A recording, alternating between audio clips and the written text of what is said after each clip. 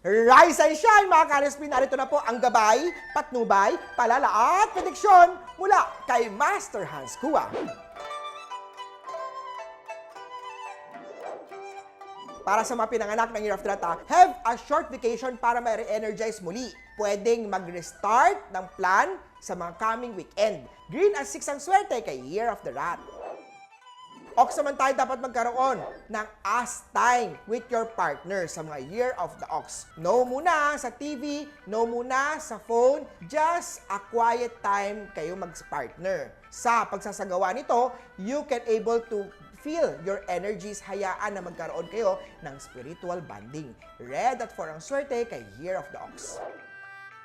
Kay Tiger naman kailangan magkaroon ng pahinga at pag-relax sa mga hectic na schedule. Peach at 5 ang swerte kay Year of Tiger. Kay Rabbit naman, it's not advisable to post your love life sa social media since it can still change or ma-develop sa ibang status.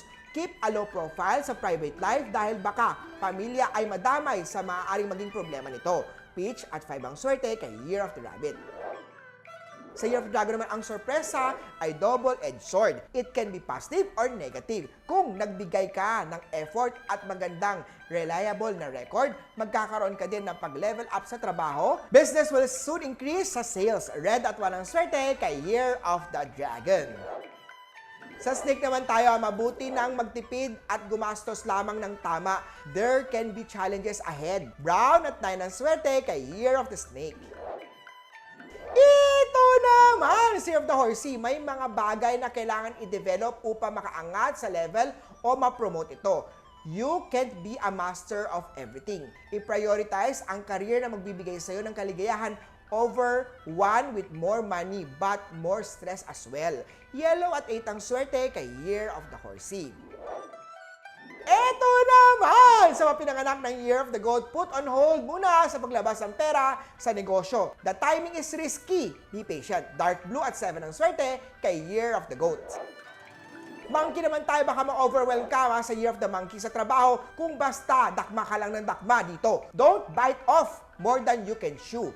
Blue at 2 ang swerte kay Year of the Monkey.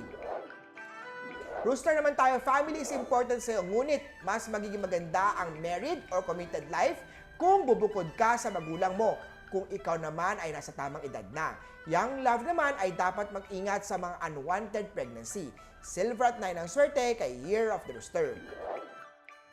Kay Year of the Dog naman tayo, maraming opportunity sa katulad mong may analytic thinking. Madali kang maka-frustrate kapag hindi mo agad makamit ang mga goals mo. Matuto kang maging mature sa pag-uugali upang mas makuha ang success sa buhay. Green at 3 ang swerte kay Year of the Doggy. At sa Year of the Piggy naman tayo, maging masinop sa detalye ng trabaho. I-double check ang mga ginagawa bago isubmit ito. Pink at 2 ang swerte kay Year of the Piggy. Muli po, ito po yung mga gabay, patnubay, palala at prediksyon lamang ni Master Hans Kua. Nasa inyong mga kamay, nasa lalay ang inyong tagumpay. Kaya always be positive at i-claim ang mga swerte mga ka-RSP.